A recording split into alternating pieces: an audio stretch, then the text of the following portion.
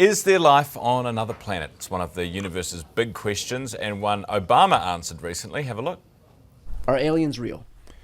They're real, but I haven't seen them, and they're not being kept in, what is it? Area 51? Area 51. There's no underground facility, unless there's this enormous conspiracy, and they hid it from the President of the United States.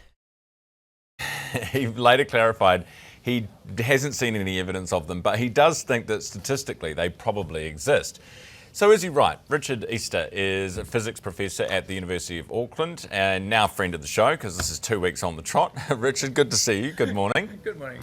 So is he right? Do they probably exist out there somewhere? He gave the same answer I would have given if I'd been asked. Yeah, it's a big universe. There's lots of stars. There's lots of planets. There's nothing too special about our one. So yeah, so they're probably out there. Probably out there. What do you think they look like? That's a harder question. Who knows? But no one. If you look at the diversity of animals on Earth, then pick any one and go with that. It could just be a little. Nothing. You may not even be able to see it, so it's so microscopic. I think. Well, we're making a distinction here between life and intelligent life, and so I think when he was asked about this, he was asked about intelligence, about aliens that might visit. But life in general, yeah, that absolutely. That on Earth, that's a whole range of things, and the same would be even more true in space. Right. So you're talking about intelligent life forms out there who are presumably would be doing the same things we're doing, building communities, having relationships, breathing air. Breathing air at the very least. I mean, what else they do? A colony of bees has a very different set of relationships inside of it from a colony of human beings. Some animals are social, some animals are not. I mean, that, who knows?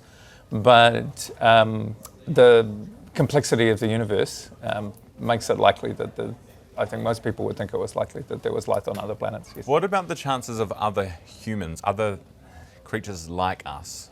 I think the more you want them to be like us, the less frequent those will become, and so the further away the nearest example would be.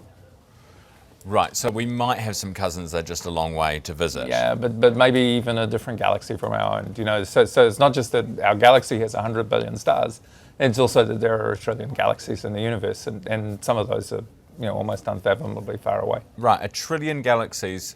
So first of all, what is our galaxy? How big are we talking? Is this just all the one with all our planets in it? Not just the one. So our solar system is the one with all the planets in it, but the sun is one of about 100 billion stars in the Milky Way galaxy. And so you can see that on a dark night, the band of light across the sky.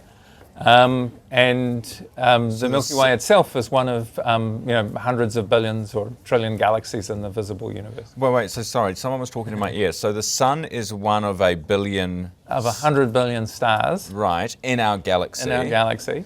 And then the galaxy is one of hundreds of billions or trillion galaxies in the visible part of the universe, the part of the universe that we can see. Right. So we will never get to these places. Physically get to them, no, but we can look at them potentially, through telescopes. And wave. Well, we could send. People have sent messages. A handful of radio messages have been sent into space, and things like airport radars, or even television in some cases, is being broadcast into the universe. Is there, in terms of priorities, is it worth us trying to pursue this? Trying to make contact, trying to find out, because they may be much smarter than us and have information that could be very helpful. I think it's certainly true that one of the big pushes in astronomy at the moment is that we can make sense of the planetary systems of nearby stars through a variety of both direct and indirect methods. With big telescopes, you can actually image little spots that are the planets around some nearby stars to the sun. And then you can try and figure out what those planets are like. Does the atmosphere have oxygen in it, for instance, which would be a sign of life? But actual communication and figuring out what these things are like in detail, that would be far more challenging. All right. So you're on board with Barack. Right answer. Yeah, absolutely, 100%.